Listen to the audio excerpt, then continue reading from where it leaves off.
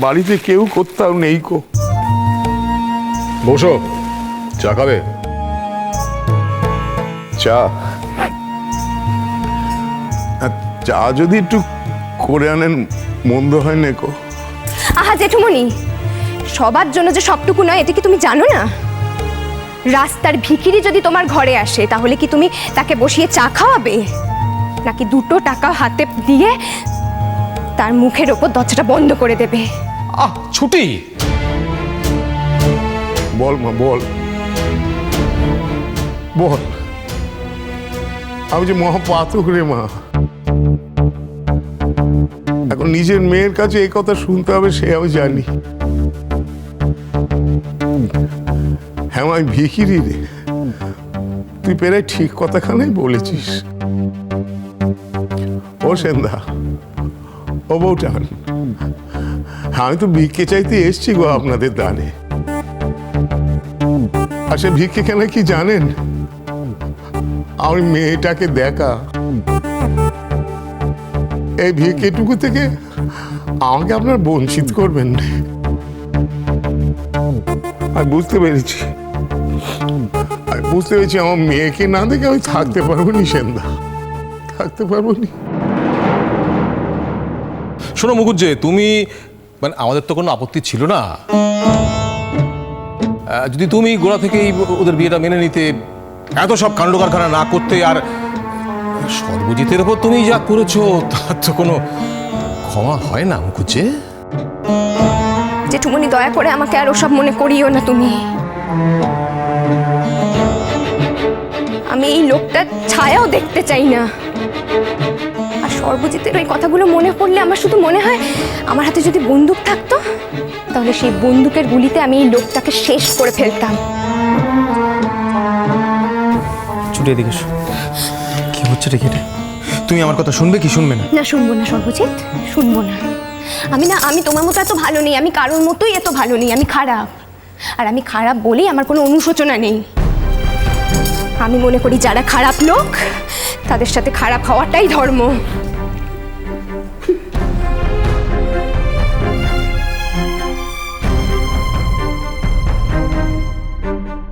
এ তোমার প্রাপ্য শ্যাম, তুমি যা করেছো তাতে এইসব কথা তোমাকে তো শুনতেই হবে।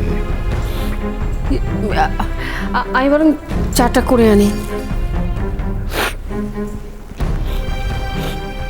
বাবা সব্য, তুই এখন ভালো আছো তো বাবা? এখন আর কোনো কষ্ট নেই তো? কিসের কষ্ট? না ওই হাসপাতালে গেছিলে কি না সে কথাই বলছি। ও, আপনি যে ওই লোক দিয়ে আমায় মার খাইয়েছিলেন সেই ব্যাপারে বলছেন তো? সে কথা সবাই বলছে বটে, কিন্তু বিশ্বাস কর বাবা, এ কাজ কিন্তু আমি করিনি গো। আমি জানি কোনোদিনই এ কথা তোমার বিশ্বাস যাবে না গো, আমি তাও বলতেছি। এই শোনো, একদম সাধু সাজবে না, কোনো লাভ হবে না, কিন্তু কোনো লাভ হবে না। সাধু সেজেই তো আমি আমার কাছে তোকে ফিরে নিয়ে যাব ছুটি। তুই ঠিকই ধরেছিস, আমি সাধু হইনি, আমি সাধু সেজেছি। আর তা আমি আমার মেয়েকে ফেরত নেওয়ার জন্য সেজেছি। শুধু এখন একটু হিসেব নিকেশ করে পা বাড়াতে হবে, এই যা। না রে মা, সাধু সাজছি নে, শুধু সব্য কেমন আছে সে কথা জানতে চাইছি। যাক, তুমি একেবারে সুস্থ হয়ে গেছো তো বাবা? না মানে যে অবস্থায় আমি হাসপাতালে পৌঁছেছিলাম সেই অবস্থায় একেবারে সুস্থ হতে তো একটু সময় লাগবে। তবে হ্যাঁ, আপনার মেয়ের যত্নে, মাসি মেসমনির ভালোবাসায় আর এই গায়ের সবার শুভেচ্ছায় আমি আগে থেকে অনেকটাই ভালো আছি। হ্যাঁ, আমার মেয়ের যত্নে? হ্যাঁ, যত্ন করাচ্ছি তোকে, ডাঁড়া না। আমার মেয়ে হলো রূপে নকি আর গুণে সরস্বতী, এ কথা কে না জানে। ওর হাতে জাদু আছে রে বাবা, জাদু।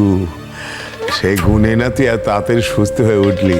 হ্যাঁ, তো বলছিলাম কি, ওই কাজকর্মের কিছু চেষ্টা করছিস নাকি বাবা? কেন বলো তো, তোমার কি দরকার?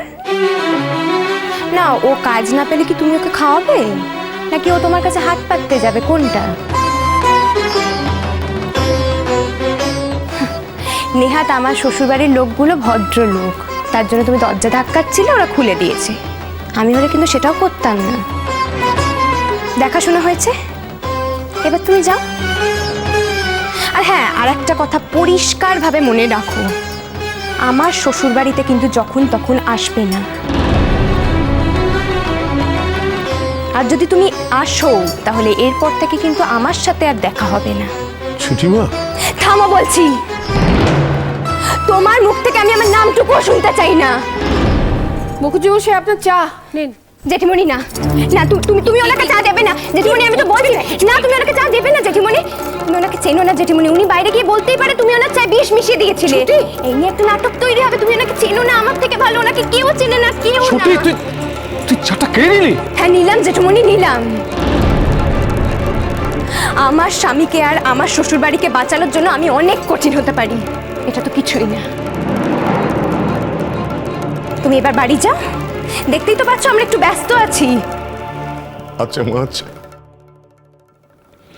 এই যে মা তোকে চোখের দেখা দেখতে পেলুম, আমার সব স্বাদ পূর্ণ হয়ে গেছে। খুব ভালো থাকিস, ভালো থেকো সব। এই যে সেনদা, জানি আমার মেয়েকে তোমরা খুব যত্নেই রেখেছো, তবু বললি একটু দেখো। আর এই যে বিয়েতে তো কিছুই দিতে পারিনি মেয়েকে, গয়নাগাটি সেও তো ফেরত দিয়ে দিয়েছে, জামাই বাবা জীবন কেউ কিছু দিতে পারিনি। তাই ওদের জন্য একটু ফল মিষ্টি জামা কাপড় কিছু এনেছিলাম, এই রইল এখানে এগুলো।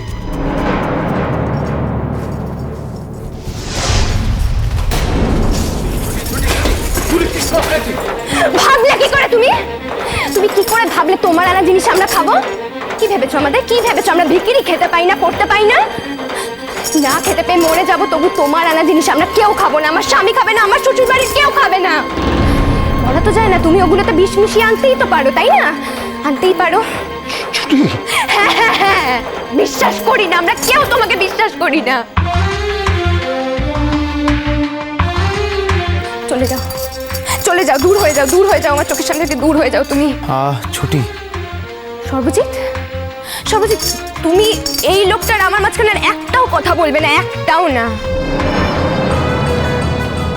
তোমার এখনো শিক্ষা হয়নি না সর্বজিৎ? এখনো শিক্ষা হয়নি, তুমি এখনো ওই লোকটার হয়ে উমেদারি করছো। আচ্ছা মা, আচ্ছা, আমি যাচ্ছি মা। আমার জন্য নিজেদের মধ্যে ঝগড়াঝাটি করোনি, সুখে থেকো মা, শান্তিতে থেকো।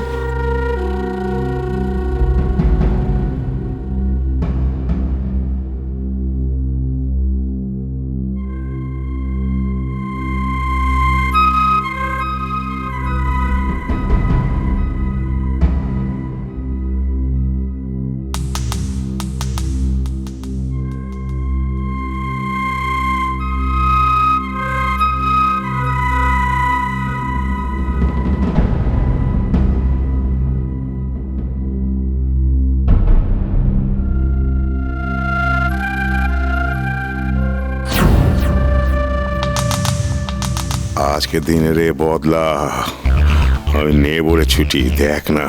দেখ না কি হয়। ওই স্বামীকে না তুই ধরে রাখতে পারবি নে, বেথা চেষ্টা করছিস। সেই তো তোকে আমার কাছেই আসতে হবে রে, আমার কাছেই আসতে হবে। হ্যাঁ,